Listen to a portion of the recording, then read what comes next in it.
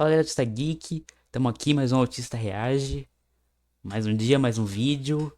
E cara, hoje eu trouxe um vídeo aqui do analista, o Akatsuki mais subestimado, Sasori. Então, eu já acompanho alguns vídeos do analista, eu gosto muito, que ele fala bastante de vários personagens legais.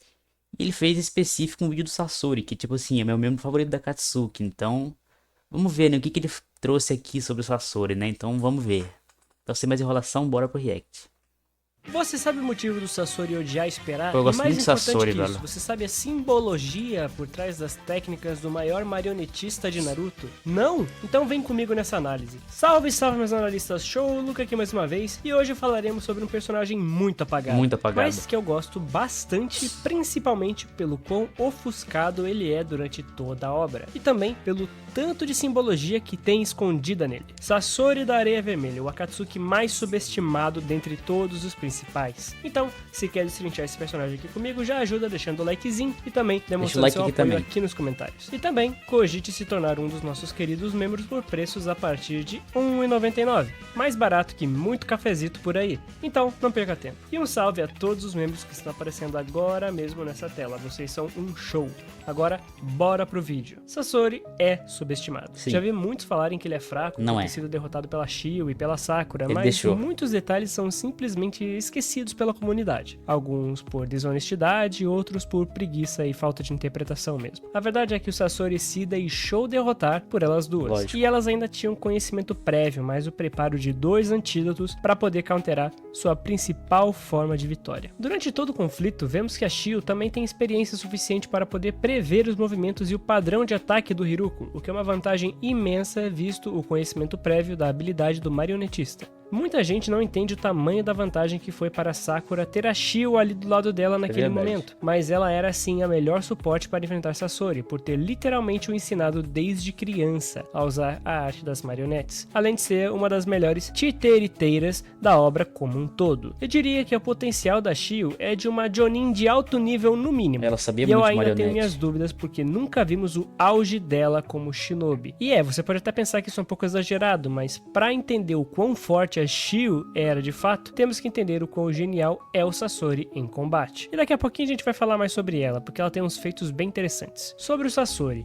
o jutsu mestre de marionetes é simplesmente muito quebrado. Sasori aprimorou esse jutsu ao extremo, sendo o único shinobi conhecido como sendo capaz de usar outros ninjas como suas marionetes no pós-morte, e ainda assim mantendo seus jutsus de quando vivos. Alguns ninjas são brabos por controlar 2 ou 3 marionetes. Shio era absurda já por controlar um time inteiro de 10, uma com cada dedo. Já o Sasori possui uma coleção de 300 marionetes, e seu maior controle simultâneo É o mostrado exército foi de vermelho, 100 né? ao mesmo tempo. De um time fomos para literalmente um batalhão, e todas com veneno mortal, precisando de apenas um ataque para acabar com qualquer batalha. E ao meu ver, o erro do Sasori foi de ser simplesmente muito pouco ganancioso e focar em quantidade ao invés de qualidade. Em termos de roteiro, Kishimoto teve que se livrar rapidamente do Sasori, pois se ele tivesse o cadáver de outros membros da Akatsuki, ele poderia transformar os mesmos em marionetes altamente desenvolvidas. Ia ser brabo, Imagina tá? um Kakuzu marionete ou até mesmo um Deidara. Daria pra fazer um time inteiro de 10 membros da Akatsuki na palma da mão dele. Pois é, mas esse não era o objetivo do personagem e nem ia totalmente de acordo com seu conceito inicial. Iria ser um pouco fora da curva demais, embora ele tivesse sim potencial para isso. E vamos falar um pouco mais sobre essa parte do conceito, sobre a arte do Sasori, a arte da eternidade. Totalmente diferente do Deidara, Sasori tem sua própria concepção de arte, a arte das marionetes e sua eternidade, imortalidade. Como preferir. A permanência e beleza eterna. Nunca envelhecer e continuar em seu ápice para sempre. Mas de onde vem essa motivação, esse desejo? Por que o Sasori gosta disso? Bom, eu interpreto toda a questão da arte do Sasori sendo diretamente interligada com seu trauma de infância. Sasori foi uma criança solitária, e muito disso se deve à solidão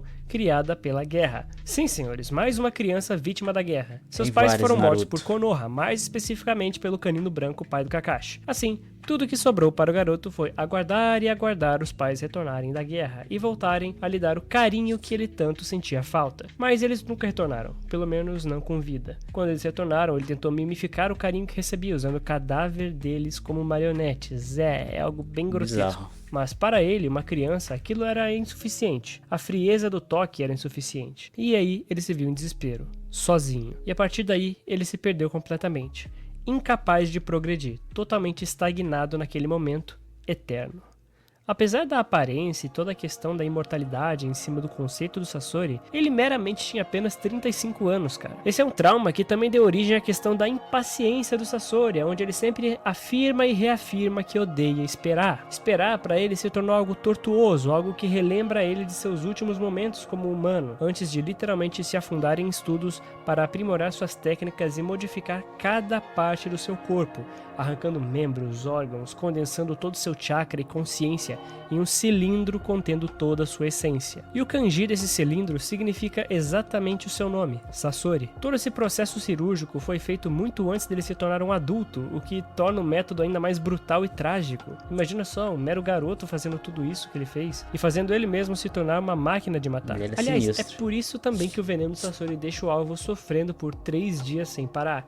É a espera tortuosa que ele tanto odeia, até a lenta chegada do fim da vida. E agora, bora falar mais sobre o veneno em si. Na novel Akatsuki Hiden, é dito que o Sasori sempre está em busca de outros tipos de substância, para aprimorar a mistura de seus venenos. E nessa novel, ele segue Deidara até a Vila da Cerâmica com um objetivo diferente do seu parceiro. O Sasori estava de olho nos esmaltes que eram usados para a construção da cerâmica, os quais ele usaria para aperfeiçoar ainda mais seus venenos, pelo fato deles serem extremamente tóxicos. O veneno do Sasori é dito como sendo um mix de várias substâncias diferentes e de alta complexidade, algo que ele trabalhou muito para dificultar qualquer cura ou obtenção de antídotos, nem ele mesmo conseguiria fazer isso, o que torna ainda mais impressionante o feito do herbalismo da Sakura em conseguir tratar o cancro tão rapidamente e ainda gerar outras 2 cápsulas de antídoto. A letalidade do veneno é absurda, ao ponto de narrativamente ser tratado como uma habilidade onde, se pegar, acabou a luta. A ação do veneno é rápida e leva em poucos segundos o inimigo ao chão, o deixando em agonia por 3 dias, e isso é muito interessante, pois Sasori poderia ser um dos melhores membros da Akatsuki para a captura de Jinchuriki, se for parar pra pensar. Ele só precisaria acertar uma agulha e pronto. Em pouco tempo, o inimigo iria ao chão, até porque curas normais ou regeneração vinda de bijus não seriam suficientes para tratar o veneno. Então, muitas vezes a regeneração é insuficiente para curas. A única coisa que poderia dificultar essa logística é o tempo de extração da biju, pois a depender da quantidade de membros em questão, seria ruim ter um Jinchuriki envenenado e ele poderia morrer antes da biju ser extraída. E também eu ainda farei um vídeo sobre o Hanzo Salamandra, e lá eu irei comparar o veneno dele e do Sasori,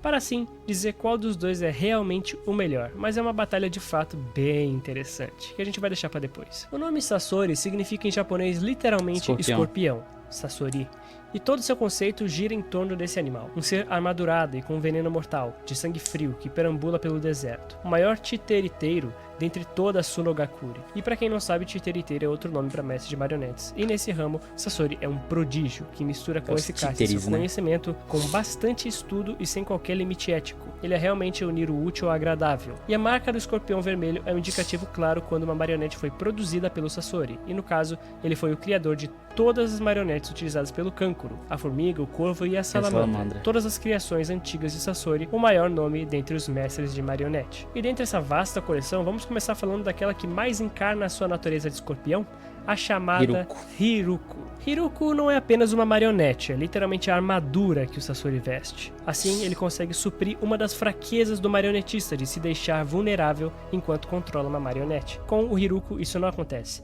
Ela serve como uma camada externa, defensiva e também ofensiva, que esconde seu verdadeiro corpo. A origem mitológica, Hiruko, na mitologia japonesa, foi a primeira criança dos deuses Izanagi e Izanami. Segundo o livro mais antigo da mitologia e história do Japão, Hiruko nasceu sem ossos e deformado, pois os deuses cometeram um erro no ritual durante a sua concepção. Por isso ele foi rejeitado e lançado ao mar. Assim como o Hiruko mitológico, que foi rejeitado por nascer deformado, essa marionete também representa a rejeição do corpo humano, a rejeição da dor e da vulnerabilidade emocional, como a morte dos pais do Sasori, e também o fato dele ser um ser oculto, artificial e controlado sem alma, exatamente como o Hiruko mítico era visto inicialmente. Sasori usa Hiruko como escudo e arma, o que simboliza sua recusa em mostrar quem é de verdade, tanto física quanto emocionalmente, e por isso ele antigamente era a marionete favorita do Sasori, como dito pela própria vovó Shio.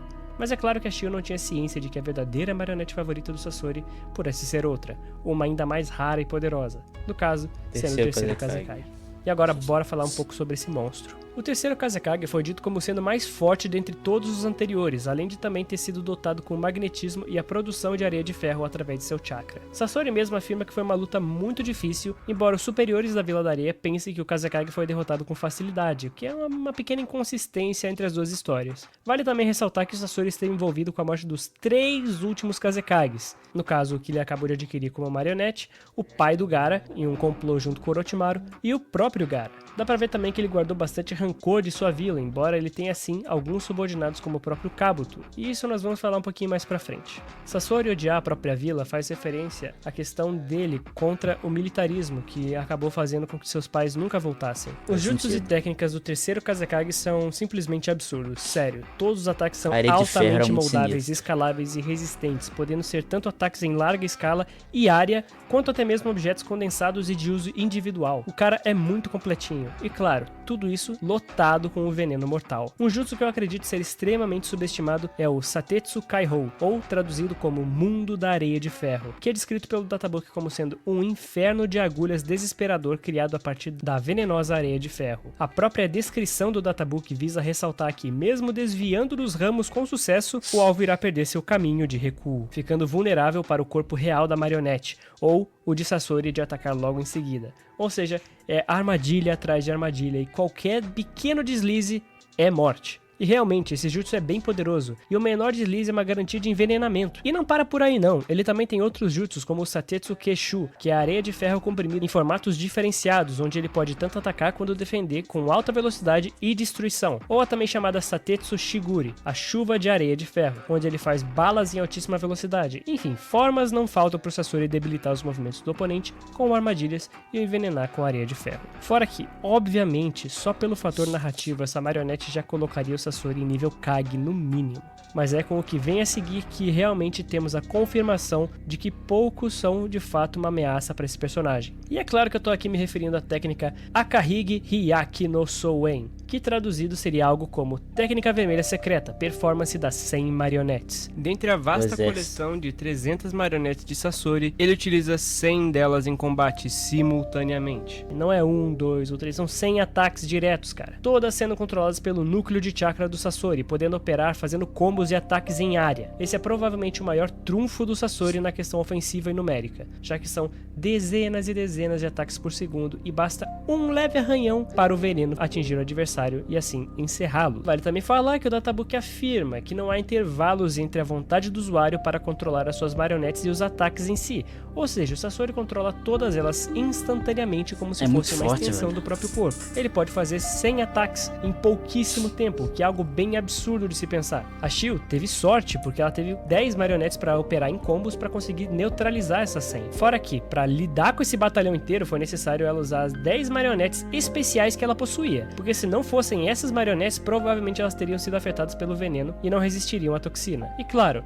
não subestimem a Shio, porque essas marionetes dela são, pelo menos ao meu ver, um nível bem acima do Jonin médio. Vale ressaltar que a velha era braba, já tendo até mesmo enfrentado o Hanzo Salamandra no passado e sabendo até mesmo o antídoto do veneno, e também o tempo de preparo da Salamandra para exalar a toxina. Ela sabia até da fraqueza dos 5 minutos. Então, tipo assim, ela realmente enfrentou o cara, o mesmo cara que deu trabalho para os 3 Sanins lendários. Além disso, temos que ressaltar que as 10 marionetes da Shio não eram marionetes comuns. Essa técnica é de rank S e ela se chama Shiro Higi Jiki Shikamatsu no Shu, ou traduzido para Técnica Branca Secreta, coleção das 10 marionetes de Shukamatsu. E aí você me pergunta, mas Luca, quem que é esse tal de Shikamatsu? E eu te respondo. Shikamatsu Monzaemon foi o primeiro humano conhecido por criar a técnica das marionetes. O primeiro marionetista vivo. E a Shio possuiu os 10 tesouros desse shinobi lendário, esse pioneiro da arte das marionetes. E são todas técnicas de alto nível que essas marionetes utilizam, tanto em ninjutsu quanto taijutsu, também podendo fazer combinações entre si e aumentando ainda mais o leque de variedade e versatilidade das marionetes. Imagina só um shinobi lutando contra tudo isso ao mesmo tempo. Seria realmente um inferno, cara. Então sim,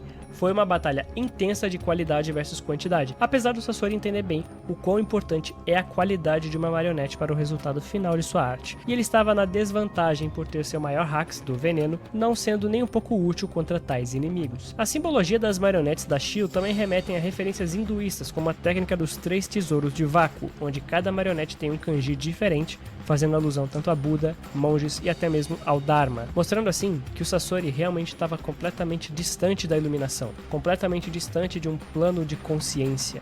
Ele estava totalmente movido pelo ego. E agora, vamos lembrar de outra técnica bem absurda e que quase derrotou o Sasori, que é proveniente dessas 10 marionetes, a chamada Shishiheiko. Então, o nome completo dessa técnica pode ser interpretado como técnica de selamento rugido fechado do leão, Shishiheiko. Essa é uma técnica de selamento de movimentos, usada pela Shio em parceria com outras marionetes. No caso da luta contra o Sasori, ela utiliza essa técnica para imobilizar completamente ele, facilitando o golpe final. O selo em si restringe os movimentos do inimigo em pontos-chave, e o rugido fechado do leão pode simbolizar a dor não expressada do Sasori, alguém que sofreu profundamente com a perda dos pais, mas nunca externou isso de forma saudável. Ao contrário, ele internalizou esse sofrimento e se fechou emocionalmente, transformando-se em uma marionete. A técnica de paralisia é justamente uma técnica cujo nome evoca uma fúria selada, contida, o que combina poeticamente com a repressão emocional do próprio Sasori. E claro, no final dessa técnica, ela não foi efetiva para parar o Sasori completamente. Isso porque tudo que ele precisou fazer para escapar foi retirar o cilindro de seu peito e pular para outra marionete antes dele ser selado na parede. E sim, amigos, o Sasori é uma marionete absurda por si só. Sozinho ele se transformou em uma verdadeira máquina de destruição, com asas cortantes e novamente a simbologia da cauda de ferrão do escorpião, que aparece em seu design. Inclusive, esse é um ataque em longa distância que a Sakura não conseguiu acompanhar com a sua velocidade, mesmo tendo percebido e já está adaptada à velocidade do Sasori, o que torna esse um feito bem considerável de velocidade, tá? Tirando essa parte bem básica, ele ainda tem vários pergaminhos que utiliza em suas costas, cada um com sua propriedade distinta ao ser consumido.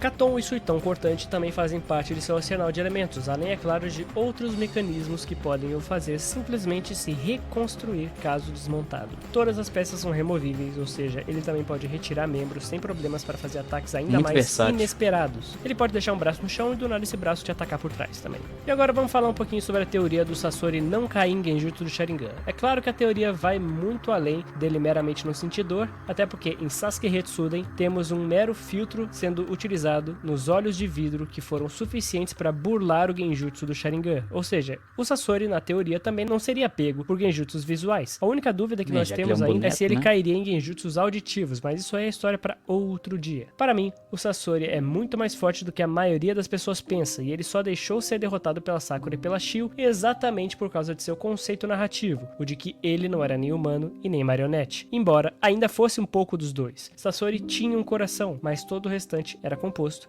apenas por mecanismos e engrenagens feita para matar os outros. A própria Shio também fala que ele é basicamente um resultado extremo dos costumes e tradições de Sunogakure, um caso extremo da instrumentalização humana em consequência da guerra e do abandono. Sasori não foi capaz de lidar com os sentimentos da dor. Sasori precisou remover tudo isso de seu interior, e a única forma que ele encontrou de fazer isso foi se transformando em um ser frio, sem sentimentos, sem sensações. Mas em seu último momento, Sasori escolheu ceder ao lado humano e deixou-se ser finalizado pelas duas únicas figuras que ainda tinha algum sentimento. As mesmas figuras que criaram todo o seu trauma e o colocaram no que ele é hoje. Seu pai e sua mãe. Outro fato interessante de se ressaltar é uma cena antes da Shio sair da Vila da Areia e partir para essa missão. Nessa cena, ela está abrindo um baú, e nesse baú tem um pergaminho bem interessante. Na real, são 2 pergaminhos, e ela ressalta a importância desses pergaminhos para enfrentar o Sasori. E aí a galera, a princípio, deve ter pensado que esses pergaminhos serviriam para invocar as 10 marionetes. Mas não, por mais que as 10 marionetes da Shio sejam realmente muito fortes, esses 2 pergaminhos que ela ressalta a importância para derrotar o Sasori, falando que funcionaria para enfrentar ele, são os próprios pai e mãe do Sasori. Olha que interessante esse fato, cara. Porque só lendo em retrospecto você já entende que a Shio ainda conhece o neto que ela tem e ela sabe que isso vai funcionar contra ele mesmo se tudo falhar. Mesmo se todas as 10 marionetes falharem e todas as armas e os ninjas da Folha não forem suficientes, ela ainda vai ter esse truque na manga que ela tem certeza que vai funcionar. E não ironicamente, funciona. Funcionou. Sasori escolheu, por livre e espontânea vontade, cair perante a eles em um momento de fraqueza emocional. A única coisa que poderia abalar o seu emocional, desse ser tão frio quanto ele, era exatamente o que causou todo o seu declínio. E ainda vai ter gente aqui no canal que vai vir e vai me falar que o emocional em Naruto não significa nada, que ninguém fica abalado e que isso não muda nada em batalhas. Mano, olha esse exemplo fortíssimo do Sasori. E outra, o próprio Kabuto deixou claro que ele usava o emocional dos Edo Tenseis para abalar os inimigos no campo de batalha, através de emoções deixadas nos dedos. Mas até hoje tem gente que nega que o emocional do Shinobi interfere em sua performance. Tem que ser muito leigo, né, mano? Meu Deus do céu. Muito Mas leigo. agora, só pra finalizar a parte da instrumentalização do Sasori, vamos falar sobre a outra parte dele com o Kabuto. Sasori era conhecido por ter diversos homens infiltrados, tanto na Vila da Areia como até mesmo na organização do Orochimaru, que no caso era o Kabuto. E eu sempre gostei dessa trama. É como se um fosse um escorpião, outro fosse uma cobra, eles têm ali suas toxicidades, e eu achava isso muito legal, o Sasori tentando ser um mestre de marionetes e controlando outras pessoas e tudo mais. Muito interessante, muito interessante. Na própria novel é dito que o Sasori tem um método de controle mental, em que ele usa uma agulha para perfurar a cabeça de um indivíduo e controlar ela. Isso é muito doido, cara, de se pensar. Mas enfim, não vou falar muito dessa forma. Eu sempre gostei muito da trama e gostaria de ter visto mais essa interação entre Sasori e Kabuto. E também como foi toda essa interação entre eles dois. Eu acho que faltou bastante disso. Como eles se Não conheceram trabalhou e muito tudo disso, mais. né? Mas agora bora falar de um momento subestimado do Sasori, a conclusão dele durante a Guerra Ninja. Bora falar sobre o Edo Tensei. Eu já falei sobre isso em outro vídeo aqui no canal, sobre o Edo Tensei. Mas falando mais acerca do Sasori em si, não tinha nenhum sentido pro Kabuto trazer ele de volta como marionete, mas sem marionetes e veneno. É como trazer uma arma pra guerra, mas sem nenhuma munição, é só um desperdício mesmo. E outra, ele também não tava com seu corpo de marionete, ele só tava com seu corpo humano ali. Então, ele realmente era só um marionetista comum. Muito experiente, mas comum. Ainda assim, tem uma coisa boa na narrativa, pelo menos. A ideia inicial do Sasori retornar é a mesma do Deidara, em que ambos veem agora que sua arte pode ir muito além do normal. Elas podem ir além do conceito inicial. Deidara poderia explodir ainda mais, e em mais adversários com suas explosões, enquanto Sasori havia se tornado a forma final em que ele sempre almejou, a eternidade, algo que conversa diretamente com a sua arte. E tanto Deidara quanto Sasori enfrentam oponentes que também conversam com o tema da arte e sobre o seu próprio tema de manipulação, que no caso é o Sai e o Kankuro. E convenhamos, o Sai aparece nessa batalha apenas para brilhar por 5 segundos e prender os dois nas marionetes do Kankuro, o que é bem patético, tá? Eu acho muito zoado como eles foram derrotados pelo Sai, mas tudo bem. A interação boa mesmo é o Sasori ver a si mesmo como marionete de Kankuro, e eles baterem o último papo sobre mortalidade. Um mestre de marionete sendo controlado pelos outros é o mesmo que a morte dele. E tudo isso é ressaltado enquanto o Sasori reflete sobre quem ele realmente é. Um instrumento, um ser humano. Ele morreu como ser humano, ser eterno ou morrer como um mero mortal. Também tem a Fagulha, onde falam sobre outras gerações de marionetistas que vão manter sua arte viva pela eternidade. E talvez essa seja a verdadeira imortalidade que o Sasori procurava sem saber, um legado. O próprio Kankuro é legado do aprendizado do Sasori, por ter deixado ele à beira da morte, mas ele não deu o golpe de misericórdia. Ele poderia ter dado, mas ele não deu. E o final dele com o Edo é muito, muito bonito no mangá, com ele se desfazendo do controle do Kabuto através das suas emoções e ficando na mesma pose de quando ele lembrava dos seus pais. Mas ele não se lembra dos seus pais reais, mas as marionetes, percebam isso. Essa simbologia remete ao Sasori Não lembrava abraçando disso. de verdade a questão das marionetes, e ele as deixa com o Kankuro como a maior forma de doação. Ele deixa com o Kankuro a última fagulha de humanidade que restava, e ainda fala que depois que o Kankuro morrer, ele deve deixar essas marionetes com outro marionetista, e assim fazer aquele sentimento durar para sempre. A verdadeira imortalidade virou o legado deixado para os outros, e não o egoísmo de viver para sempre sem favorecer ninguém com isso. Até mesmo o Deidara fica exaltado ao ver o Sasori se desfazendo, já que ele ainda queria continuar a explodir tudo. O Deidara não foi capaz de evoluir, eu já falei que a iluminação dele é de trás para frente, enquanto o Sasori, sim. Ele entendeu a verdadeira arte e a beleza da eternidade, enquanto o Deidara ficou perdido no instante.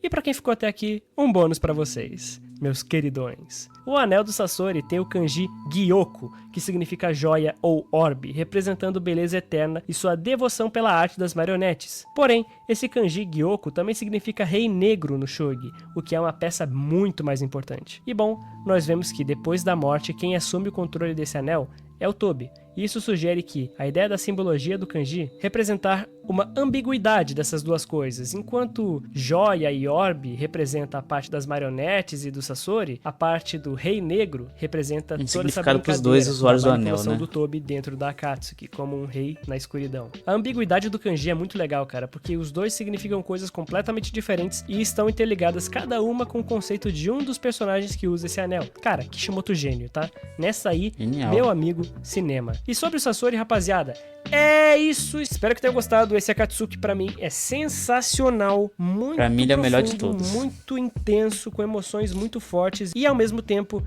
sem emoção nenhuma, porque ele é um boneco. Então assim, rapaziada, muito obrigado por chegar até aqui. Por favor, deixem o like, ajuda com o like, compartilha esse vídeo, por favor, para mais pessoas entenderem o Sasori de fato. Se você aprender alguma Muita coisa gente tem que comigo entender nesse o vídeo, Sasori compartilha ainda, o vídeo, com velho. Faz o certeza. pessoal parar de subestimar o Sasori, porque ele é um ninja muito forte. Com um ataque ele pode encerrar quase qualquer luta. E é isso aí, rapaziada. Muito obrigado a todos.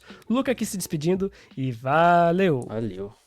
Pois é, pra mim o Sasori é sem dúvida meu Akatsuki favorito. Pra mim é um personagem fantástico. Realmente a galera subestima muito ele só porque ele morreu no começo da obra, mas isso não significa muita coisa na verdade, né? Ele se deixou derrotar e ele tinha muito mais uma complexidade emocional por trás daquele se deixar morrer, né? Se deixar ser derrotado. Bom, galera, mas esse foi o Autista Reage de hoje. Muito obrigado a todo mundo que assistiu. Sasori, meu Akatsuki favorito. Já comenta aqui embaixo qual que é o seu Akatsuki favorito. E o que, que você acha do Sasori, se realmente você acha que ele é subestimado, se você acha ele fraco de fato. Se você aprendeu alguma coisa com esse vídeo, né? A ver o Sasori com outros olhos de repente. E foi isso, muito obrigado, deixe seu like. Você pode fazer aqui, patrocinar reacts aqui no canal agora, tem aqui em cima, tem na descrição. E é isso, muito obrigado e até o próximo Autista Reage. Tchau, tchau.